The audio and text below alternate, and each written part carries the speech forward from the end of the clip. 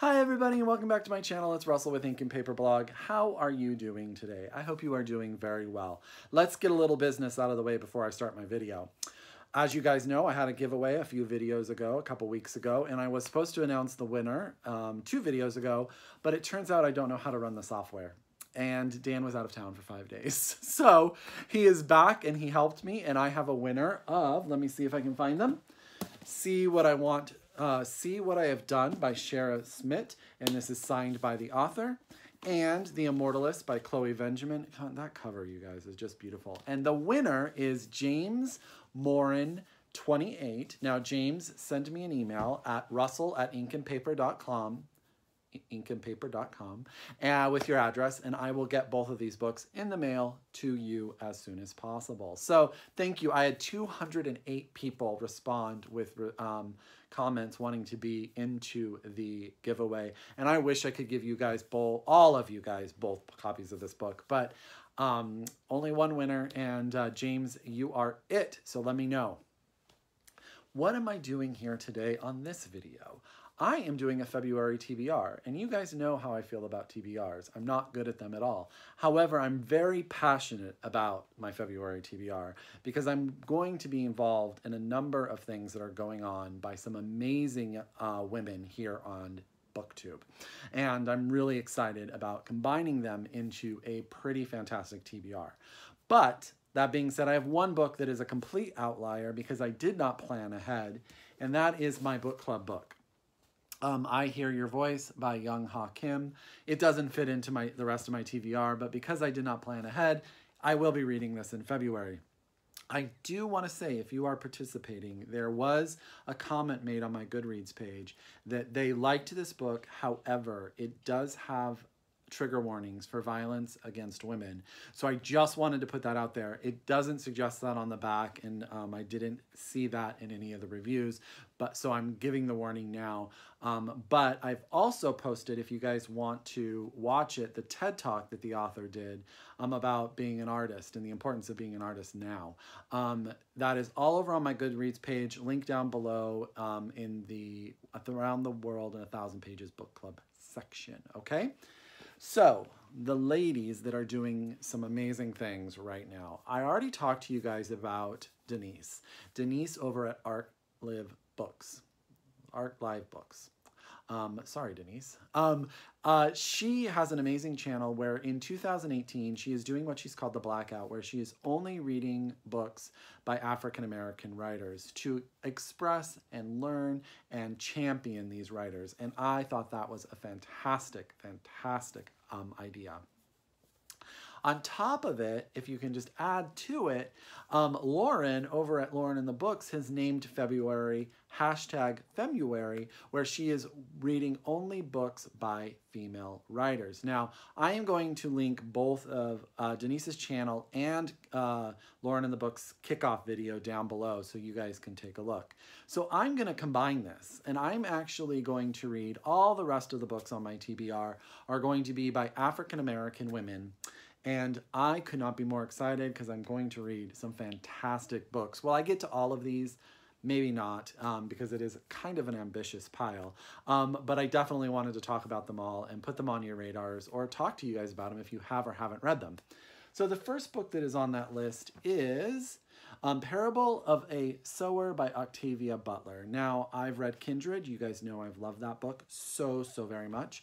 And this is a dystopian novel set in the future where a young girl named Lauren, it says, in a night of fire and death, she is a minister's daughter, and because of the horrible stuff going on, she is forced on the run. And I love the last sentence because it says, but what begins as a flight for survival soon leads to something much more, a startling vision of human destiny and the birth of a new faith. And I mean, that just sounds so good. And I've heard great things about this novel, and I love myself some Octavia Butler. So that's the first book that is on my Blackout /Femmeuary TBR. The next one I'm reading actually in conjunction with Dee Dee. Now, if you guys don't watch Dee Dee's channel, Brown Girl Reading, you must. I will link the video for her read-along for February, which is for Tar Baby by Toni Morrison. I would probably tell you Toni Morrison is my favorite writer in collection. I think Song of Solomon is probably my second favorite book of all time. And I have never read Tar Baby. It's one of two of her novels that I haven't read. So I am super, super excited to be part of this read-along. Tar Baby is the story of a woman. She is, I'm going to just kind of sneak a peek here. It's about the love affair between a beautiful black model, modeled by white culture, and a black man who represents everything she both fears and desires. I believe it's set in the Caribbean. I think it's going to be fantastic. There's going to be great conversation. Dee Dee is a phenomenal reader and reviewer, and you guys would love to join. I am more than certain, so I will link that down below. That is Tar Baby by Toni Morrison. The next book I don't have to say very much about at all because you guys know I want to read it and most people know what it's about. That's the 5th season by N.K. Jemisin. It's time. It's time for me to get to it. Epic fantasy. This book has won a ton of awards. Need to get to it, so it's there. The next book is actually in this pile because of Joss over at Squibbles Reads. She put it into my mind that I needed it when we went on our book trip to Green Apple Books. And that is Like a Mule Bringing Ice Cream to the Sun by Sarah Ladipo Manyika. And she is actually local to the Bay as well, which is fantastic. She teaches over at San Francisco State University. And all you need to know about why I'm reading this book is it's about a 70-year-old woman who owns a Porsche who goes driving around. You guys, come on. What else do you need from me? I believe she's of Nigerian descent and lives in San Francisco. So I'm having a feeling I'm going to see a lot of my own experiences around town in this book. And I am super excited for Like a Mule Bringing Ice Cream to the Sun by Sarah Ladipo Manyika. Next, this next book actually does not come out until February 6th, but it is available on February 6th. So I have an ARC copy of An American Marriage by Tayari. Gosh, I'm stumbling over your name. Tayari Jones. She wrote The Silver Sparrow, which I absolutely adored. And I have met her, and she is sweet as pie. I had a huge book crush on her when I met her. And The American Marriage has blurbs on the back from Michael Chapon, Amy Bloom, and Tom Perrotta. Guys, come on. That is quite a blurb list.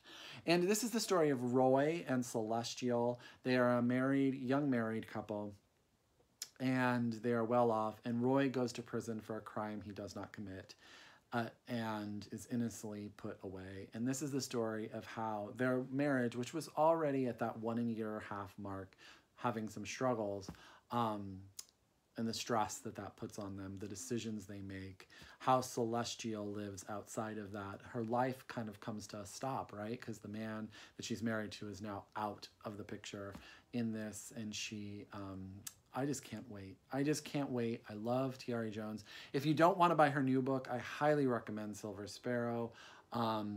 It's really, really good, and she's an amazing writer, so I'm super excited about this.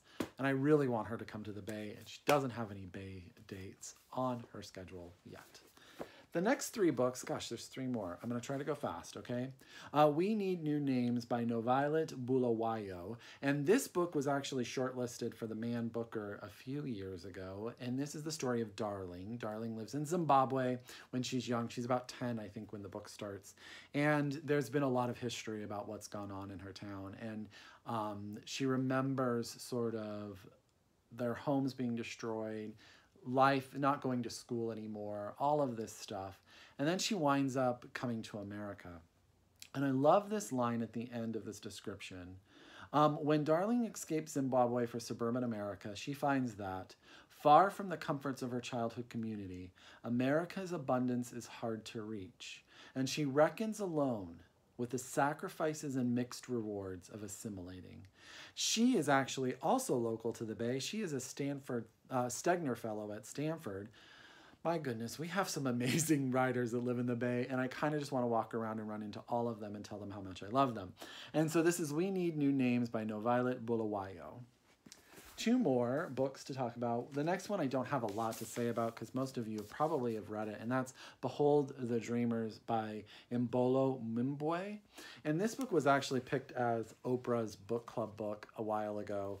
And this is the story of Jenda from Cameroon and his family, and they come to Harlem, and this is a tragic tale of getting involved with the wrong people and how it affects your life. I'm going to read you this one because I was trying to figure out how to summarize it, and I was having a hard time of making it clear to myself. So, Jende Jonga, a Cameroonian immigrant living in Harlem, has come to the United States to provide a better life for himself, his wife, Neni, and their 6-year-old son. In the fall of 2007, Jende can hardly believe his luck when he lands a job as a chauffeur for Clark Edwards, a senior executive at Lehman Brothers. Clark demands punctuality, discretion, and loyalty, and Jende is eager to please. Clark's wife Cindy even offers Neni temporary work at the Edwards' summer home in the Hamptons. With these opportunities, Jende and Neni can at last gain a foothold in America and imagine a bright future. However, the world of great power and privilege conceals troubling secrets, and soon Jende and Neni notice cracks in their employer's facade. When the financial world is rocked by the collapse of Lehman Brothers, the Jongas are desperate to keep Jende's job. Even as their marriage threatens to fall apart, as all 4 lives are dramatically upended, Jende and Neni are forced to make an impossible choice. That's Behold the Dreamers by Imbolo Mbue, and I think that sounds flippin' fantastic.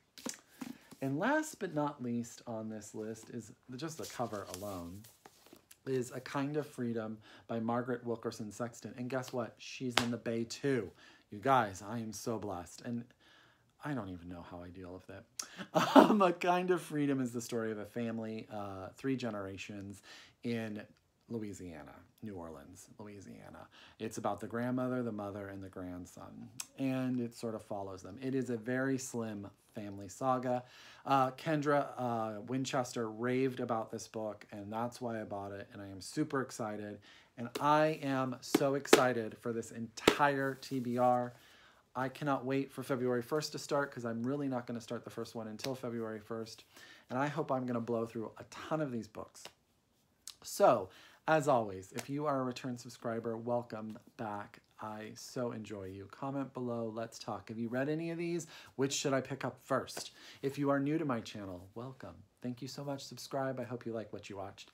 As always, happy reading, and I wish you guys the best day, and we'll talk soon. Bye.